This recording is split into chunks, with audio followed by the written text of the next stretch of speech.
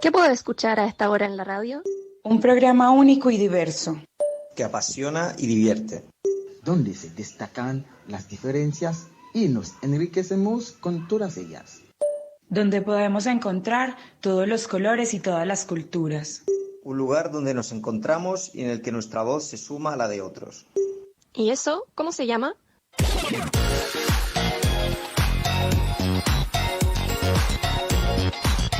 Las cosas hermosas de la vida siempre están a todo color.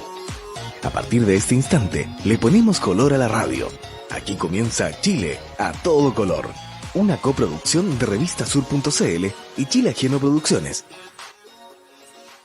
Hola, ¿qué tal? Buenas tardes, bienvenidos, bienvenidas a esta nueva emisión, un nuevo lunes más aquí en Chile a todo color. Ya estamos al aire, así que de entrada vamos a agradecer a todos quienes transmiten y retransmiten este programa, a la plataforma TECEN, a la Coordinadora Nacional de Migrantes, a la plataforma Haití al Día, a la gente de Radio Vive tu Puerto en Talcahuano, a la gente de Radio Antonia FM en la Quinta Región, a la gente de Radio Juan Gómez Milla, nuestra casa matriz, y a los amigos de la Radio 100 de Atacama. Darles las gracias por estar siempre al pie del cañón aquí en Chile a todo color.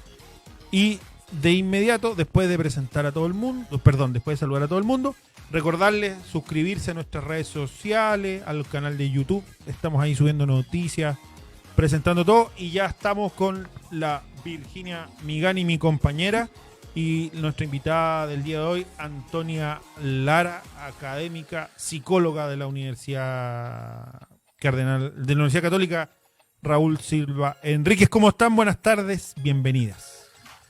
Bien, Jorge. ¿Tú cómo estás? ¿Cómo estás, Antonia? Hola, ¿qué tal? Bien. Qué bueno. Gracias por la invitación. ¿Cómo está este lunes? Y como todos los lunes, difícil. ¿Pero se notan los lunes en cuarentena? ¿Se te notan? Sí. ¿No es cierto? Sí, como que el lunes, de hecho el lunes marca algo, generalmente, ¿o no? Jorge, ¿te marca algo el lunes o no? Para mí todos los lunes son súper lunes porque estamos... Sí. Yo estoy transmitiendo con la Mestizo Sonora, el trabajo, Chile a todo color, entonces los lunes Son todos súper lunes. pesados, ¿verdad? sí. Marcan pauta. Sí. Y después del fin de semana que hemos tenido... Oye, estuvo bueno la inauguración de su periodo como ministro del Interior de Víctor Pérez. Sí. Oye, pero ¿qué? ¿Pero qué?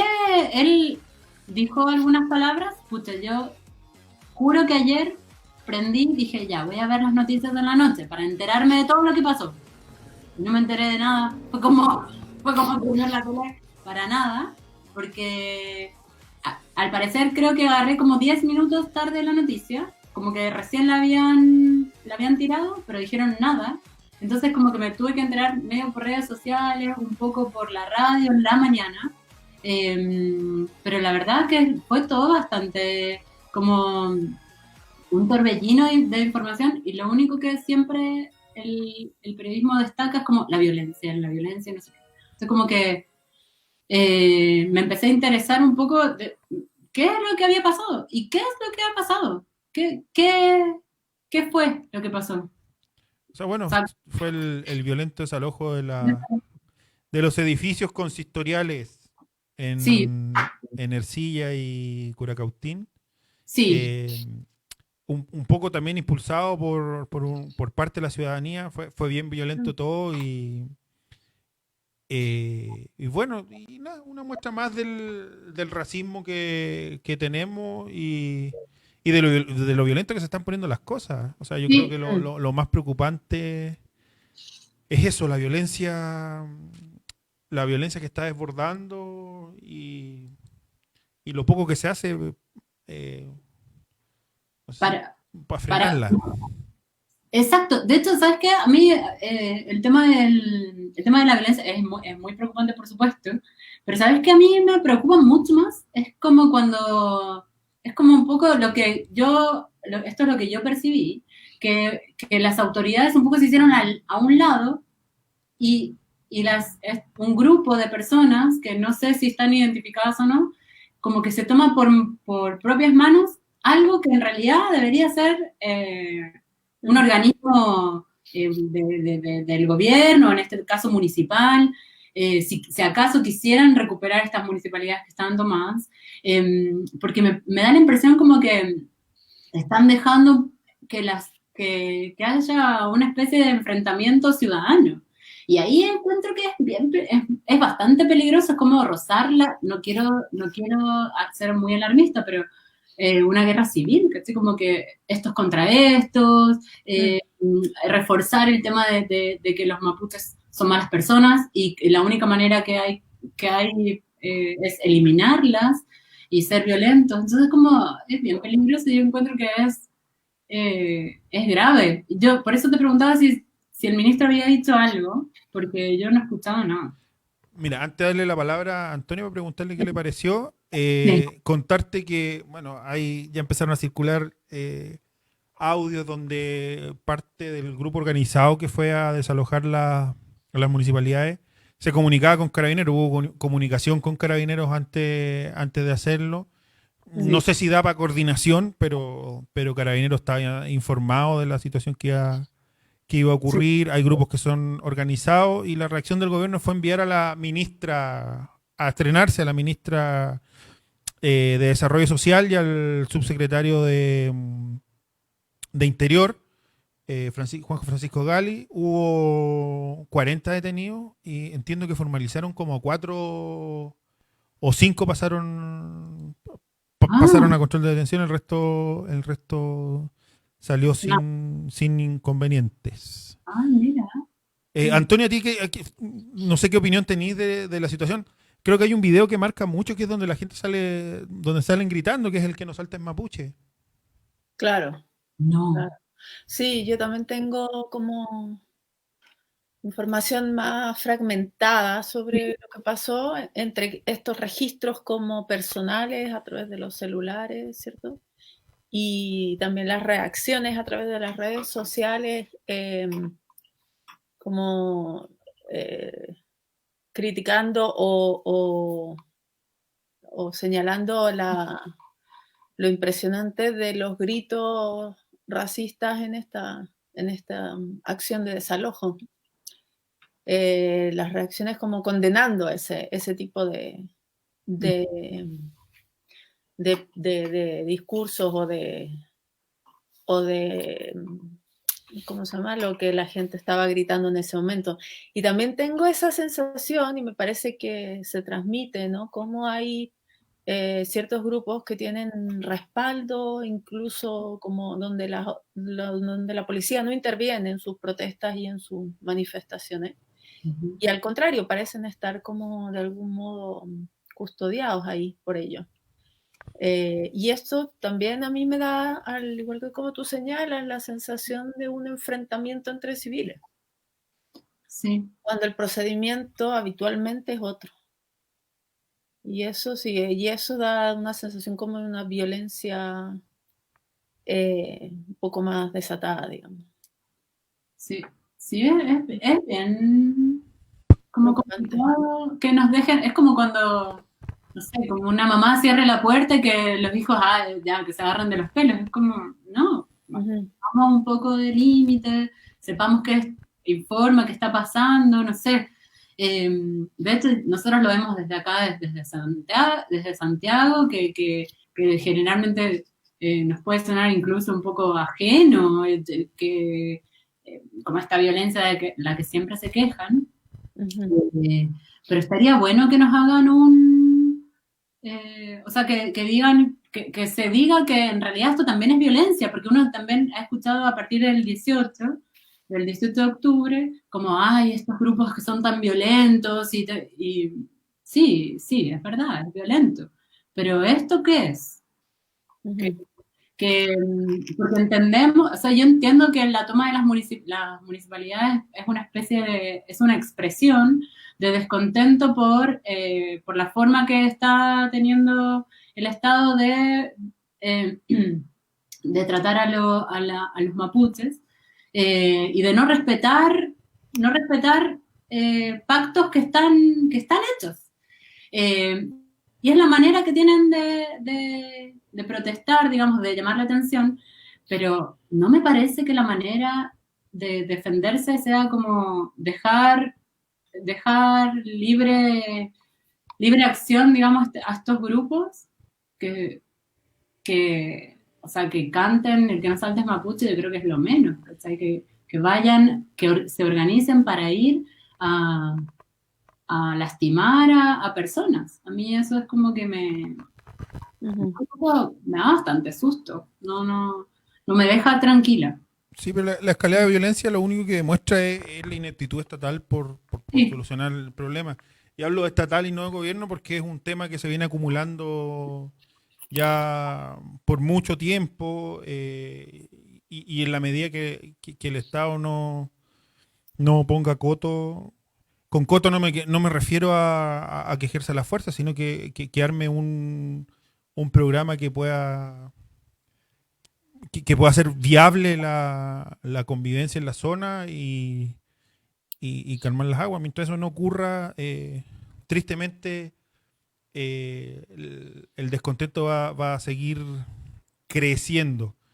Después de este comentario, ¿les parece si entramos a conversar? Yo antes les quería contar que desde Colombia, sí, bien digo, perdonen, nos volvieron a escribir el grupo de residentes en Chile que sigue atrapado ¿Cuánto tiempo en Bogotá. Ya llevan 4 meses. Quedan 120 personas. De las 400 y algo que llegaron a estar, quedan 120 que no lo subieron al vuelo que no lo subieron al vuelo militario.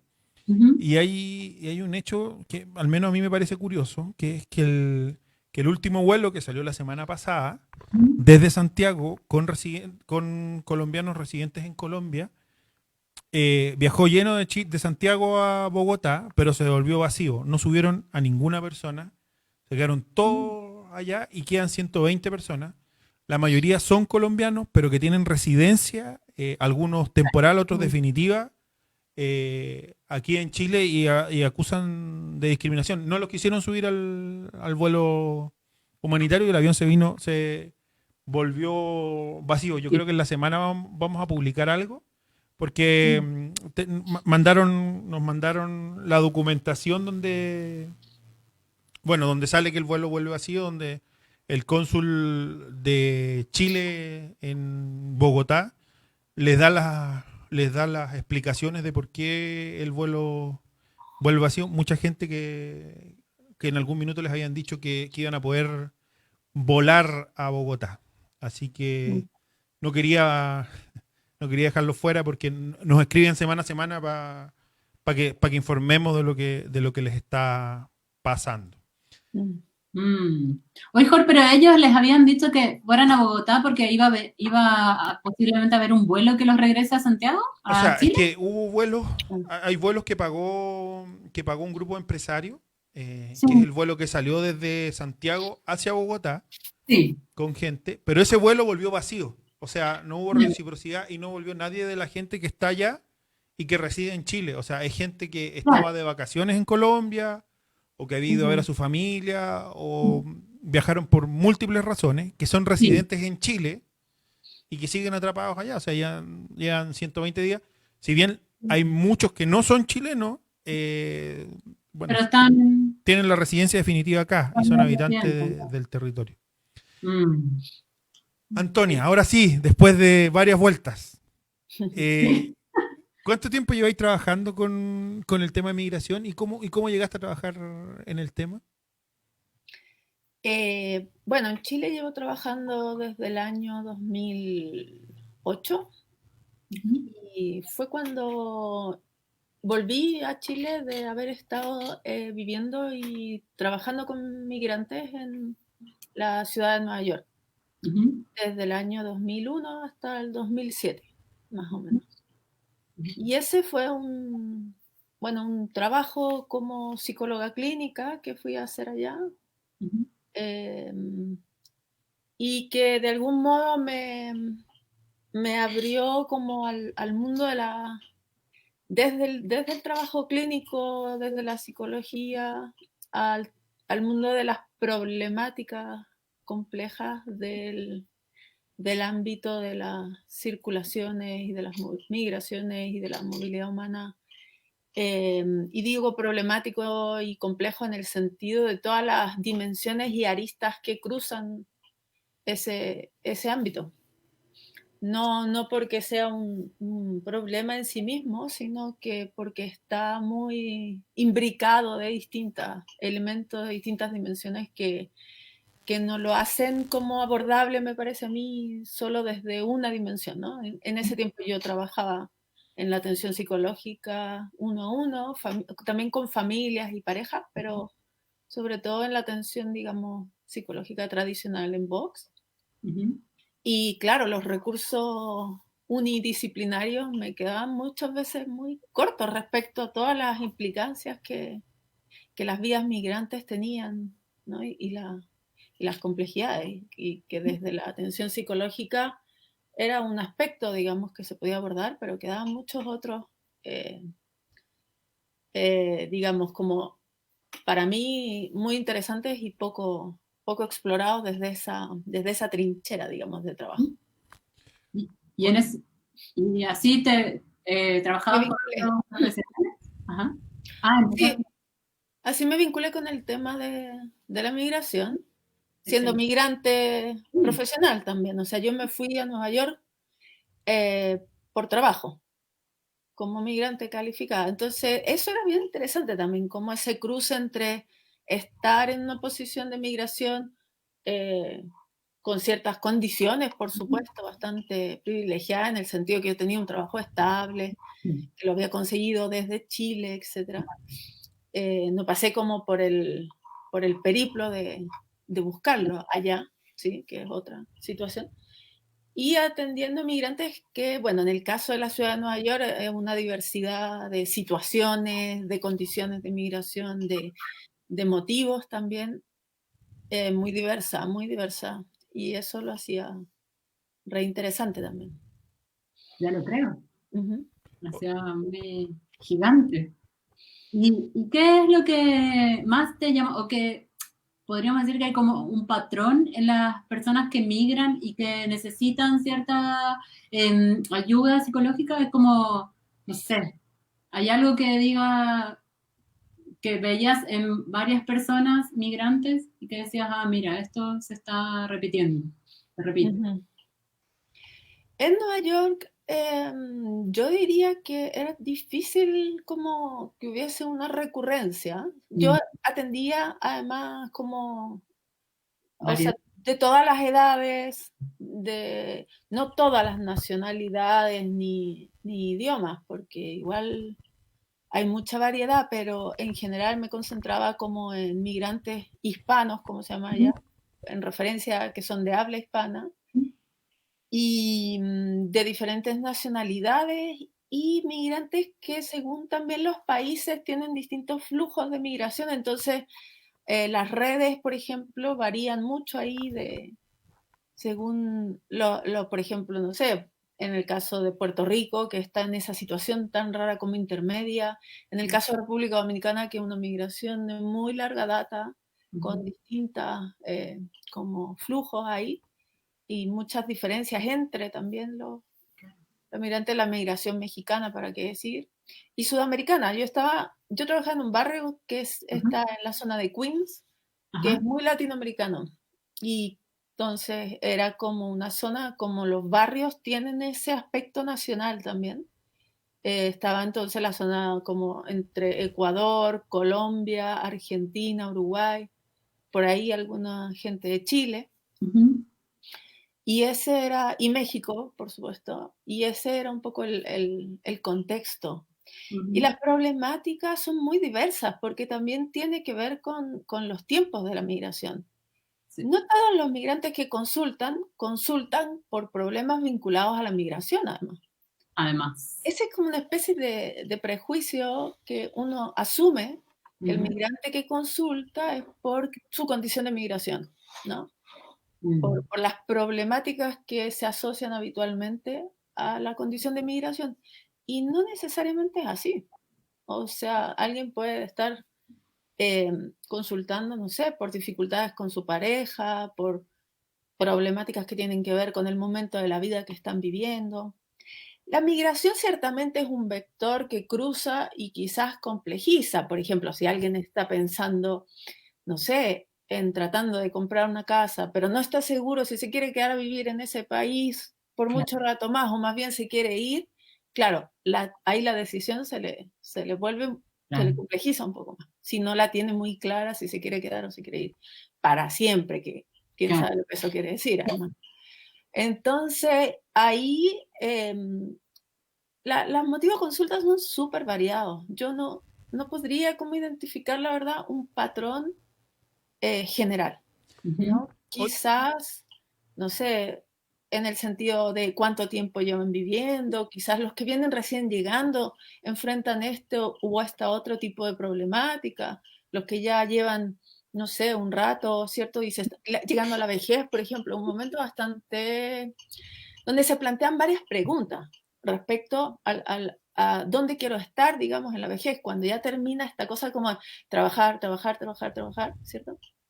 En una ciudad además como Nueva York, o en Santiago, donde se trabaja muchísimo, es como, bueno, y ahora que es el momento como un poco de descansar y en algunos casos de disfrutar. En Chile es un poco difícil con el sistema de AFP, pero en ese sentido se plantean un montón de preguntas más vinculadas a la edad, donde, como repito, la migración o la condición de migración es un cruce, entre otros, que complejiza o se añade a configurar un momento particular.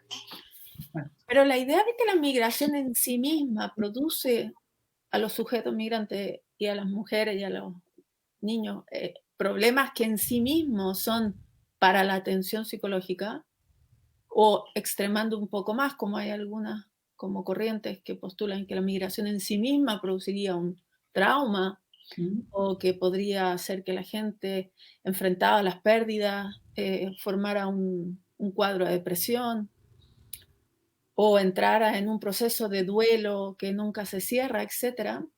Claro, esas son posibilidades y ciertamente en la casuística, en los casos clínicos, esas situaciones se ven. Porque también los psicólogos recibimos a la gente que está sufriendo, que está con síntomas, que está haciendo cursando una enfermedad. Pero de ahí a generalizar que la migración en sí misma, o que todos los migrantes, por dar el paso a la migración, ¿cierto?, a salir, necesariamente tendrían que pasar por esas situaciones de pérdida extrema, de duelo, de depresión, me parece que es una simplificación muy gruesa y que tiende como a difundirse muy rápidamente, y que creo que no le hace ningún favor a los migrantes, y que va en la misma línea de considerarlos como víctimas, necesitados de ayuda, o en el otro polo de ser personas, no sé, delincuentes, todas estas figuras, ¿no?, asociadas a los migrantes. También es asociarlos como la figura de quienes enferman de su salud mental, y me parece que no es más para nada que lo que podría enfermar una persona que nunca ha migrado. Sí, pues. Y bueno, en el caso de Chile eso se hace especialmente evidente con los indicadores de depresión y suicidio que hay en Chile. Claramente los migrantes, como epidemiológicamente, tienen tienen mejor salud mental que los nacionales chilenos. Antonia, ¿y por qué se tiende a esta categorización, a encerrar a todo un grupo de personas en una determinada o patología o categoría? Lo he mencionado al pasar en lo que has conversado, por ejemplo, cuando se habla de el duelo migratorio o el estrés que provoca la aculturación. ¿Por qué se tiende universalmente a categorizar todo esto? Exactamente no lo sé, pero yo tengo la impresión, por lo que he leído y como las reflexiones que también hacemos en el equipo que trabajamos en la atención con migrantes, es que por un lado hay como una idea de que si uno está en lo mismo, ¿no? En su misma cultura donde creció, en donde se relaciona con la gente que pertenece a su mismo grupo social, cultural, nacional, eso es mejor que salir y estar enfrentado a la diferencia, ¿no? Y me parece que ese es un supuesto que funciona como que la diferencia te enfrentara a muchos problemas, ¿no? Como que la diferencia fuera problemática en sí misma. Y no no sé, y no que te abre posibilidades a otros mundos también dentro de uno mismo, digamos. No solo a otros mundos para afuera, sino que también, por ejemplo, conocer aspectos de ti que si no estuvieras enfrentado a la diferencia nunca habrían aparecido, por ejemplo, ¿no? Entonces hay una cierta idea de que si uno está en lo mismo, va a estar mejor que si sale a lo diferente. No sé, eso es como un subtexto que a mí me parece que está siempre presente con respecto, por ejemplo, a los procesos de aculturación, ¿no? O sea, los procesos de aculturación en el sentido de entender cómo estamos cómo alguien puede estar en esta otra sociedad y ir como conociendo cómo funcionan las cosas, las costumbres, los valores, los hábitos diferentes, ¿no? Y como si eso fuera algo muy problemático y muy difícil de conocer.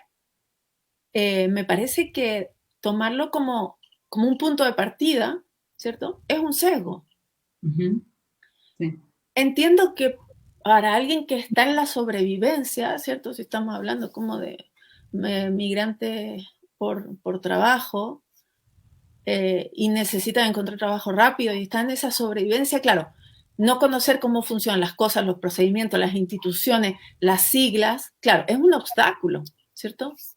Si se saluda con un beso a la mejilla, con 2, con 3, si se da la mano, si no, bueno, claro, produce un cortocircuito, por así decir, en la vida cotidiana donde se supone que todo eso fluye como natural. Y eso es justamente lo que permite los códigos culturales compartidos.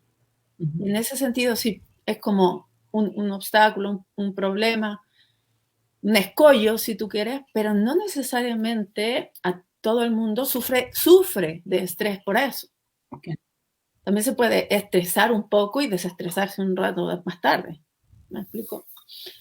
Entonces, en ese sentido, me parece que eso, hay como una premisa, como un supuesto de que estar en contacto con lo diferente es algo que te puede causar daño, que te puede, ¿no? Como entiendo que puede dificultar un poco las cosas, pero de ahí a hacer algo dañino que cause malestar psicológico, creo que es un salto muy, muy grande. Hay un montón de, o sea, sin desconocer que aquello puede pasar, sobre todo en ciertas condiciones de migración, me parece que es un salto muy grande a la generalización.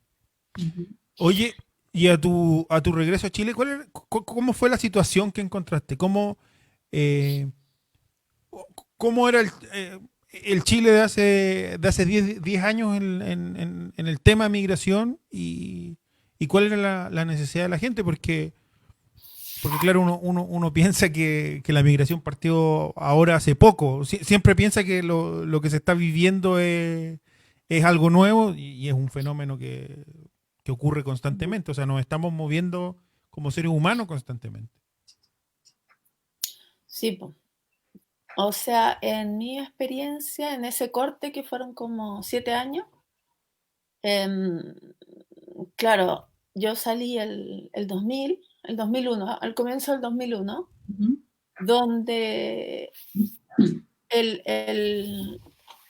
había como una suerte de peruanización de la migración, ¿no? O sea, como la asociación a la migración era Perú, por esta como incremento fuerte del flujo de personas desde Perú hacia Chile con el retorno a la democracia desde más o menos el 95, ¿cierto? Entonces yo me fui en ese momento, en la proliferación de los restaurantes peruanos, ¿no? En esos como fenómenos sociales asociados a este flujo migratorio desde Perú. Y volví en un momento donde se había diversificado bastante, me parece, o sea, donde había ya bastante migración colombiana. Y en ese sentido, también de distintos como motivos de migración, gente que venía por a distintas cosas, ¿no? Desde trabajadores no calificados, pero también en capas más medias, trabajadores calificados, técnicos. Y con toda esa diversidad me parecía que era muy, o sea, bueno, sobre todo viniendo de vuelta a Nueva York, siempre he tenido la sensación que aunque, o sea, que la migración es un factor sobre todo de potencialización de las ciudades, de las culturas. La ciudad de Nueva York no sería lo que es sin todos los flujos migratorios de distintos tipos que van conformando como esa ciudad y esa sociedad. Y me dio bastante optimismo sentir que había mucho más diversidad de migración y no era solo un flujo parcial, puntual y monocromo, digamos, ¿no? Sin embargo, claro, si bien ese tiempo era el primer gobierno de la Bachelet, si bien había como un instructivo presidencial sobre la migración, no sé qué, las iniciativas y sobre todo lo que le llaman como la prioridad política que se le daba en la agenda del gobierno a la migración era muy frustrante, o sea, muy frustrante. Desde ahí ya se estaba discutiendo un borrador de proyecto de ley para renovar la ley de migraciones. Sí. Y entonces ahí yo entré como a una asociación o una red de organizaciones pro migrantes y de migrantes que trabajaban por incidir en empujar la idea de renovar la ley de migraciones, de actualizarla con enfoque de derecho, etcétera. Y claro, era súper difícil acceder incluso al borrador que se discutía en el Congreso. Y en ese tiempo los gobiernos locales tampoco habían pequeñas iniciativas. Recién, por ejemplo, la Municipalidad de Santiago recién estaba abriendo un departamento de migración, ¿cierto? Con una persona a cargo ahí. Eran como iniciativas muy puntuales. Y eso, bueno, daba como todo por hacer, pero también siempre te encontrabas con la pared de la poca voluntad política, esa es la palabra que no encontraba, de la voluntad política por darle un lugar en la agenda, ¿no? Al tema de la migración y de las condiciones y del trabajo, un migrante también. Entonces yo como que el espacio que encontré fue la academia, como un espacio más interesado por pensar las problemáticas asociadas a la migración, desde el punto de vista de los migrantes, desde el punto de vista de la sociedad de partida, de la sociedad que recibe.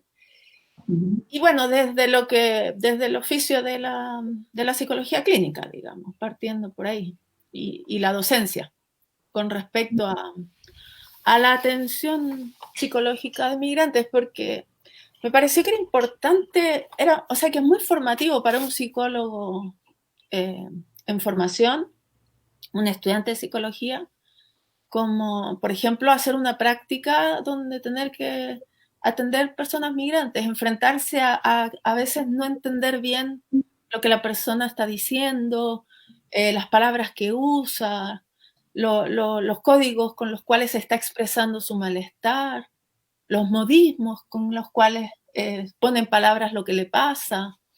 Me parece que es muy formativo para la escucha clínica enfrentarse a esa otra edad y al momento de no entender y de no adelantarse a tratar de entender muy rápido, sino que también ir de a poco como entrando en esta como mundo, digamos, que tiene aspectos diferentes y que también tiene aspectos comunes, y también la migración sur-sur latinoamericana que llega a Chile tampoco es, ¿no?, como el extraterrestre que viene de una cultura completamente diferente. Hay muchos aspectos comunes, hay un sustrato cultural latinoamericano, ¿no? De colonización, de estas repúblicas que nacieron con todo este eurocentrismo en sus discursos. Hay un sustrato muy común.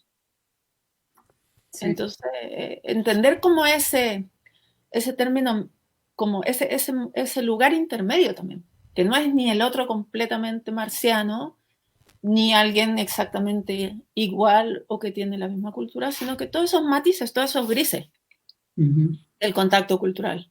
Me parece muy formativo para los estudiantes y los practicantes de psicología. Y entonces por eso me metí a hacer clases también.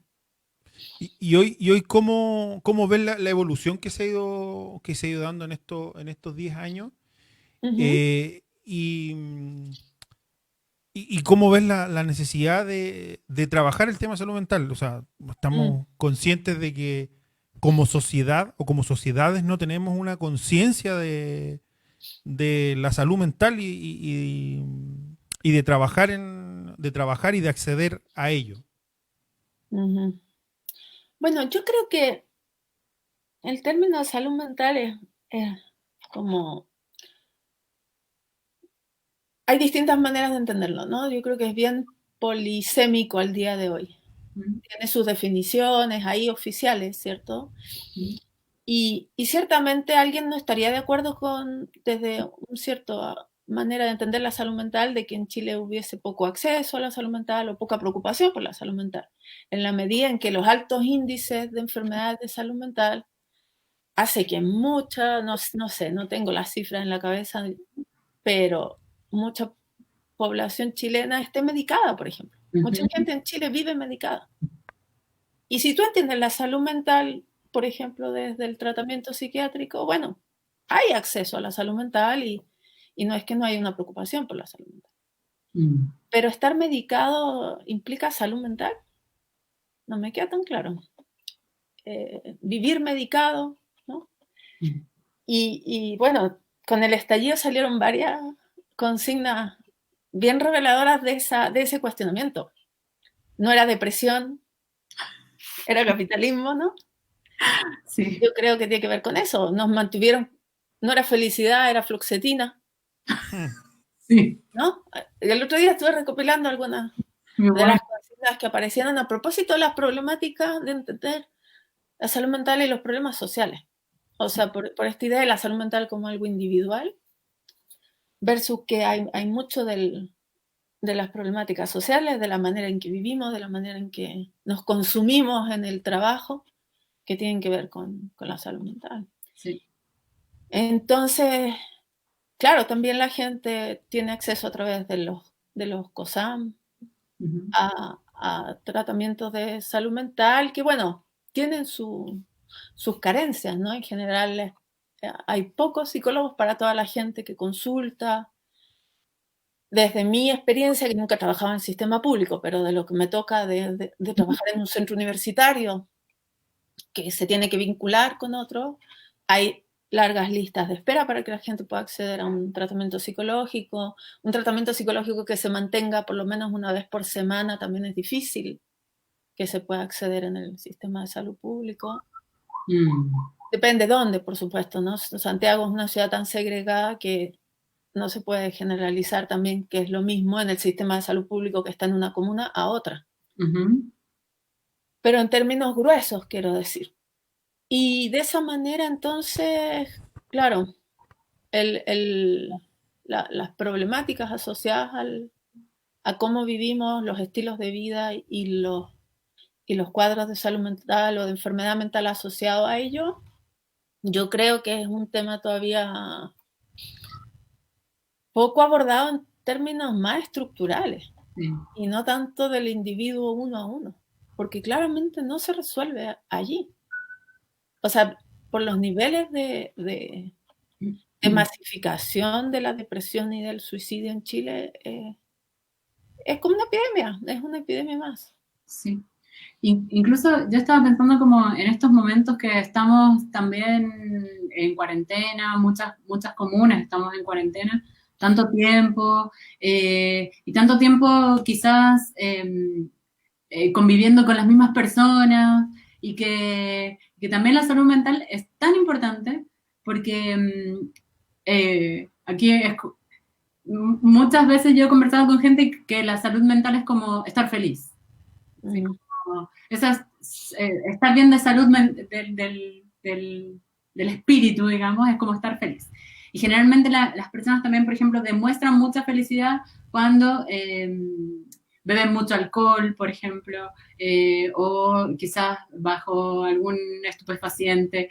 Y uno como que los observa y en realidad están bastante poco acertados, según yo, porque en realidad eso es como bastante momentáneo y no significa que alguien esté muy feliz solo cuando está bajo los efectos del alcohol.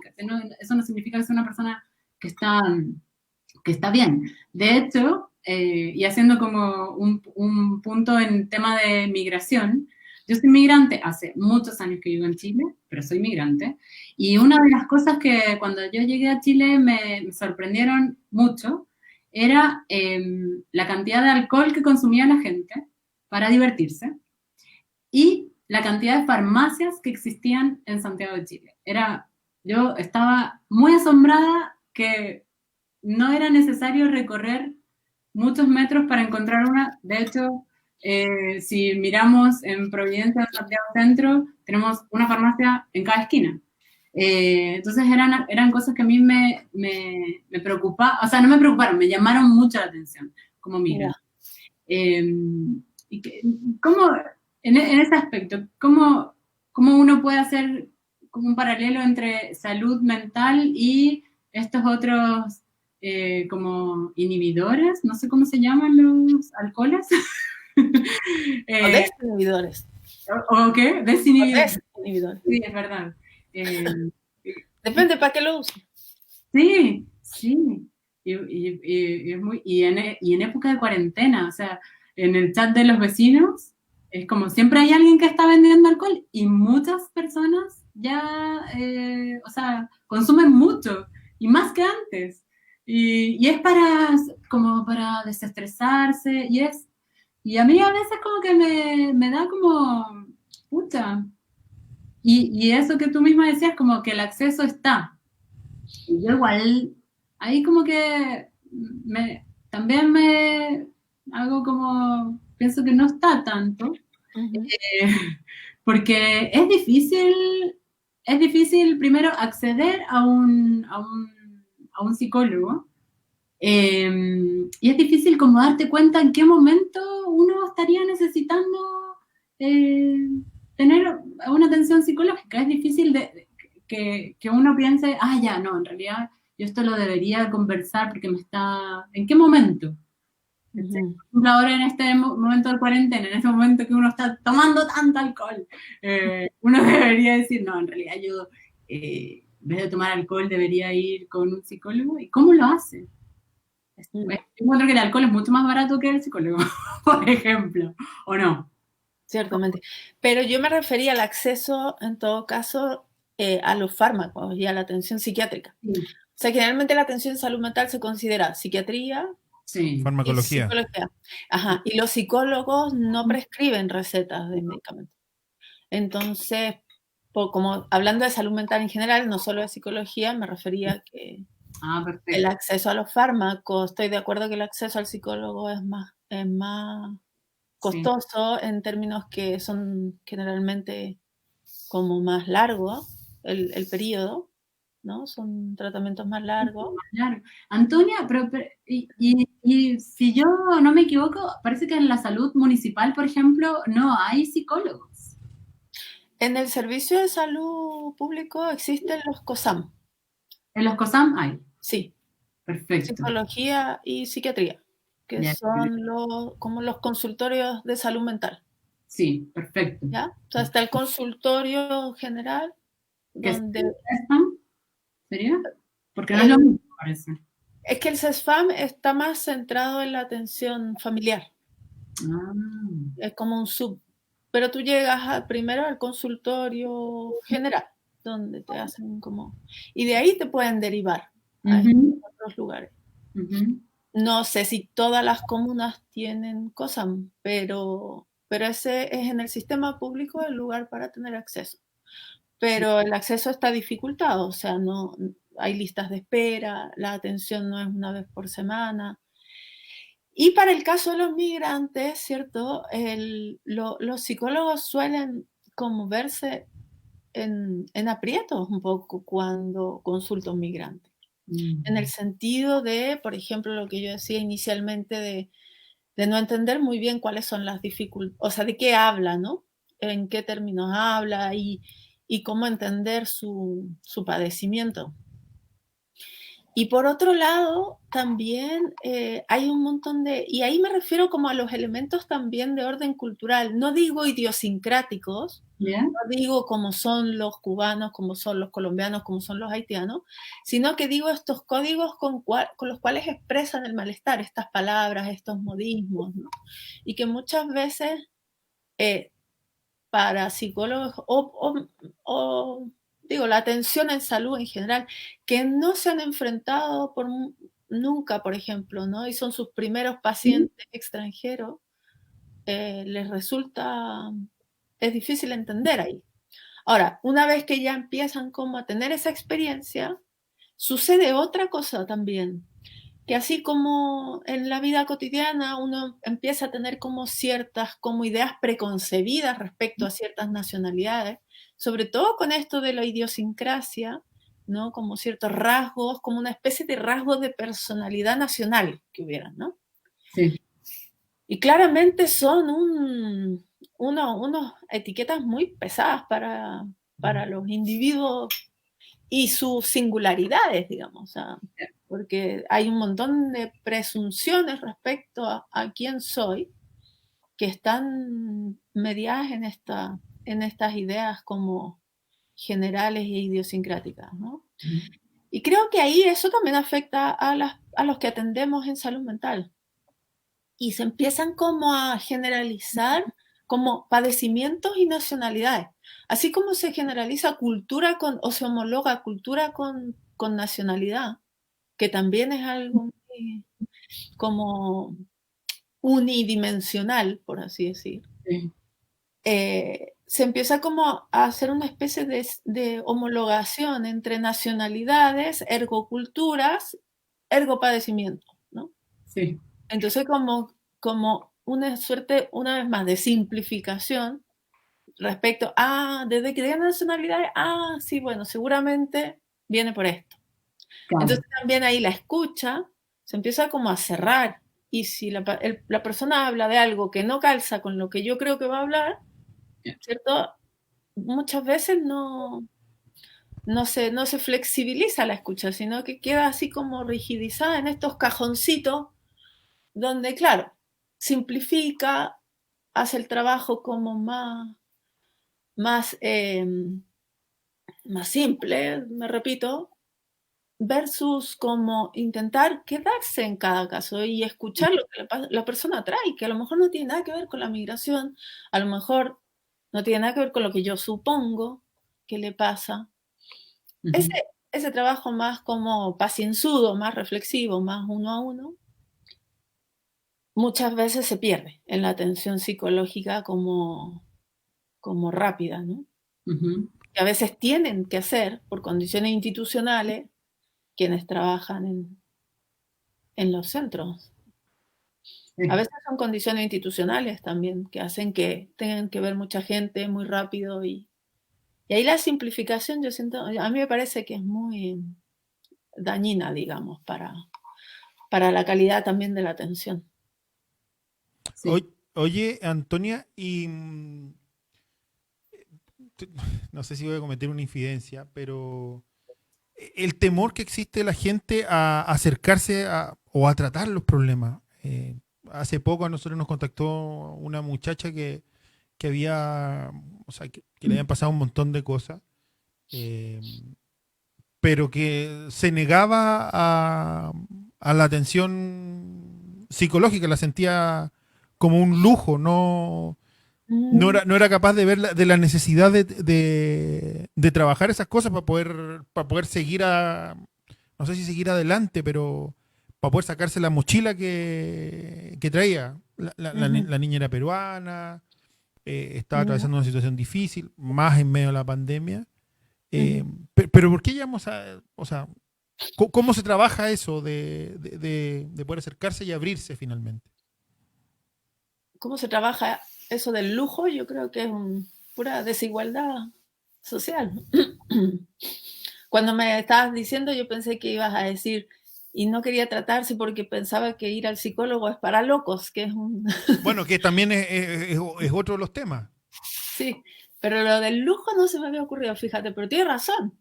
O sea, hay una cierta asociación que ir al psicólogo es medio un lujo de... O sea, hay que ser burgués para ir al psicólogo, ¿no? Como darse ese tiempo de pensar en uno, de reflexionar lo que a uno le pasa, etc. Yo creo que hay mucho de eso también.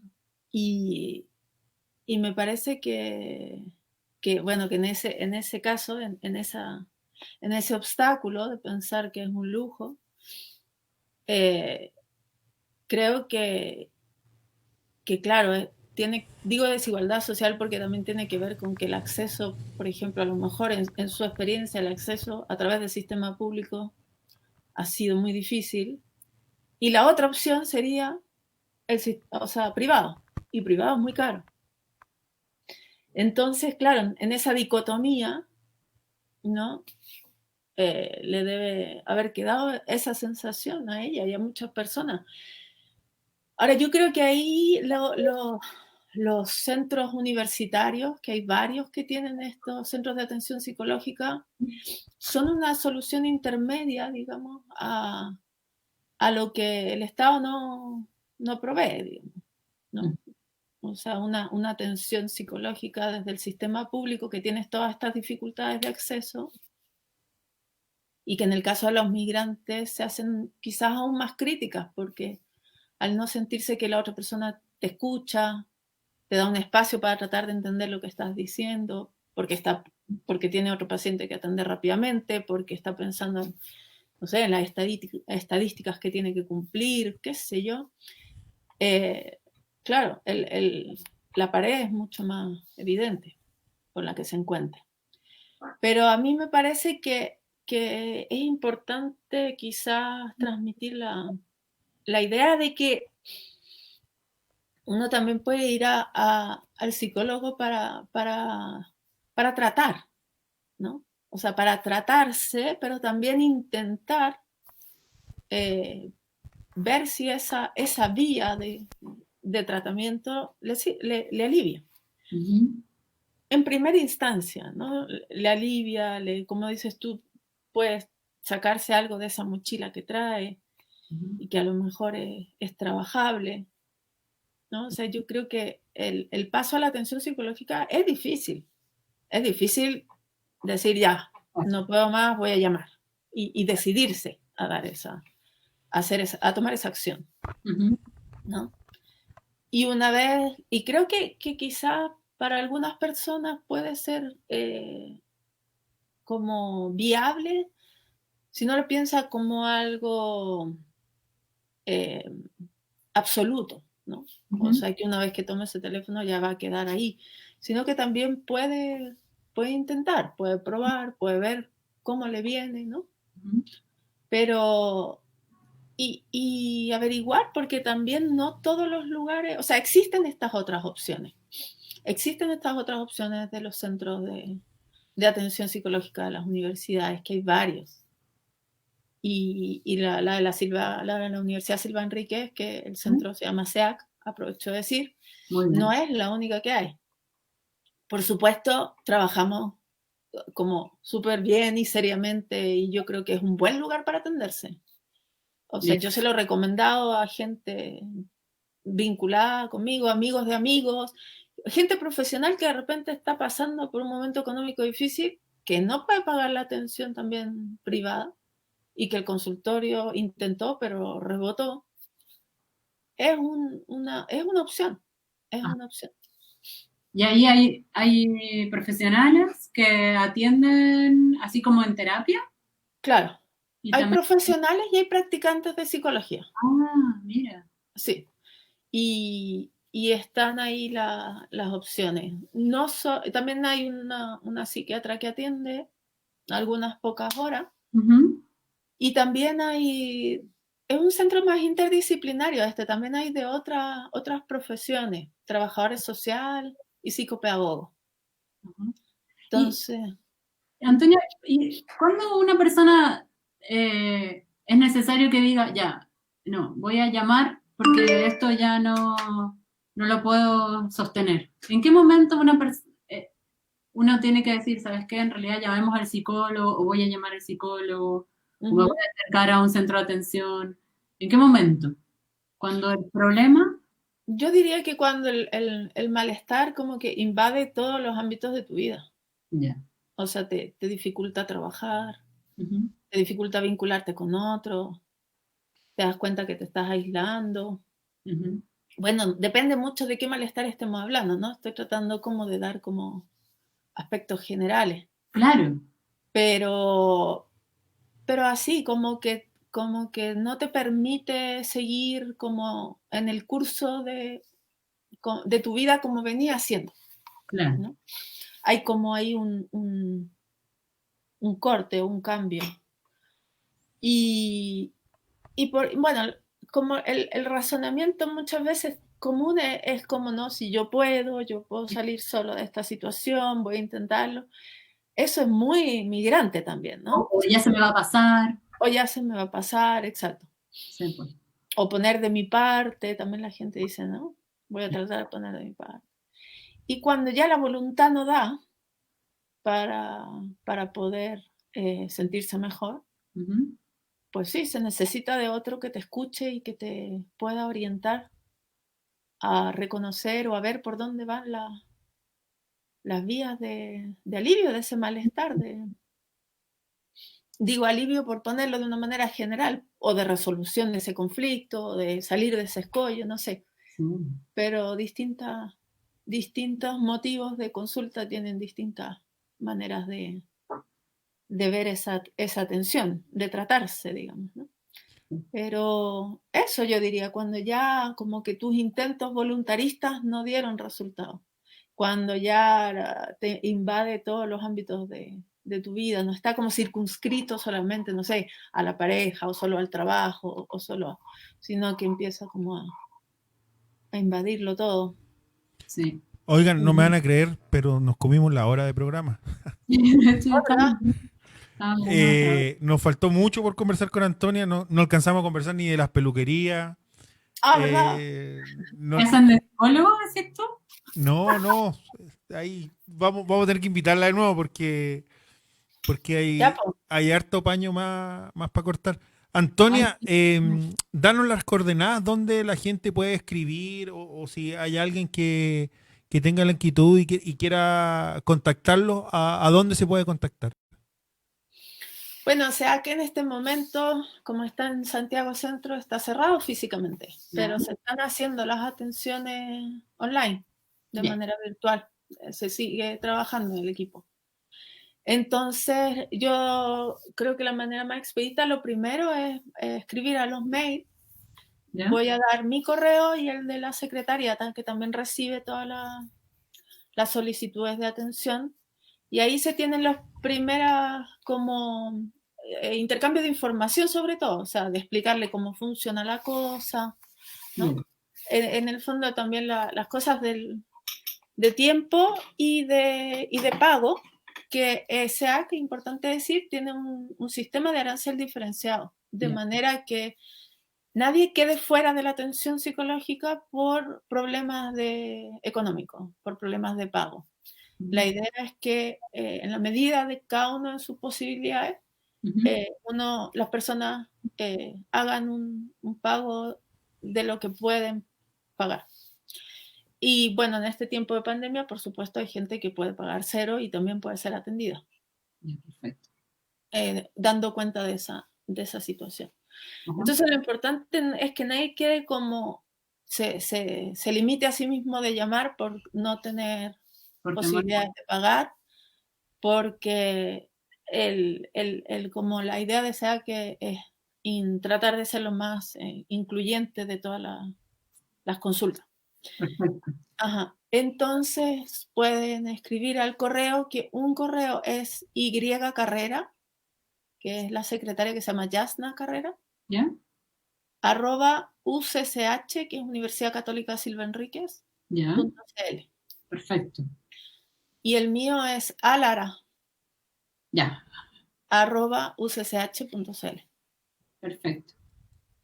Ujú. Bueno, Antonia, te agradecemos la participación. Te dejamos primero los saludos de Beni, de Doris Aguirre, de Noelis Matos, de Adriana León, Hilda Olivier, Arnaldo Álvarez, Eugenio González, Raquel Huerta, Ángel Guzmán, Vladimir Abreu, Lorena Juano Luisa, Melanie, Belkis, Ujú. Miriam Luz, Jacobo, Eliana y bueno, mucha gente más que ha estado escribiendo a lo largo de todo el programa. Te hacemos extensivos los saludos de toda la gente y te Gracias. damos las gracias por acompañarnos este lunes y quitarte Ujú. un poquito de tiempo.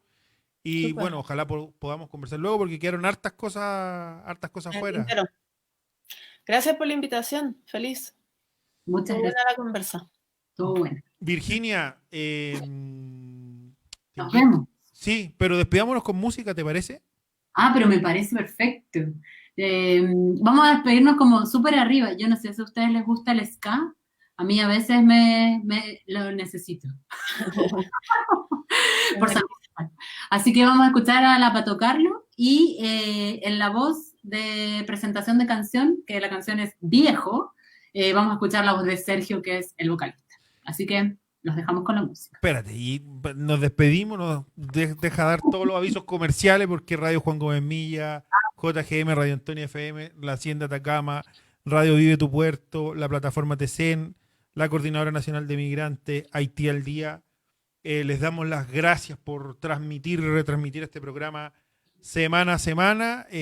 Virginia, Antonia, yo les agradezco a ustedes por este día y nos vamos con la Pato Carlo. Hola compañeros, Buenísimo. soy el Suri, el vocalista de Los Pato Carlos. Los dejo con Viejo, el primer single de nuestro nuevo disco Old School. Búsquennos en YouTube, en Spotify, en todas las redes existentes. Resistan harto y vamos que se puede, vamos a superar esta pandemia. Chao, chao.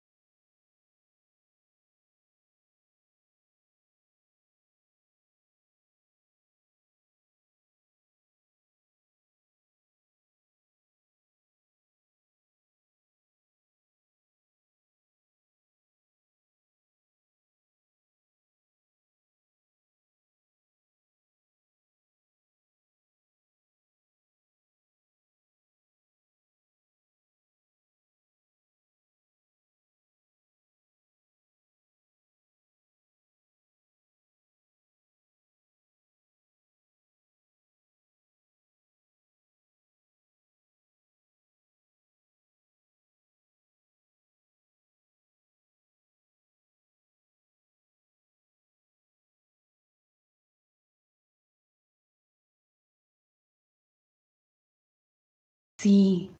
¿Y qué hacemos ahora? Puedes compartir este capítulo en redes sociales. ¿Dónde lo encuentro? En Spotify, eBooks, Facebook, Instagram y por supuesto en revistaazul.cl.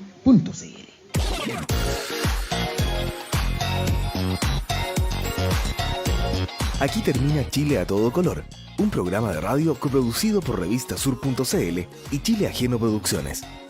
Recuerda que puedes compartir este capítulo a través de tus redes sociales. Encuéntranos en revistasur.cl y chileajeno.cl. Dentro de 7 días volveremos a esta misma radio. Y recuerde, las cosas hermosas de la vida siempre están a todo color.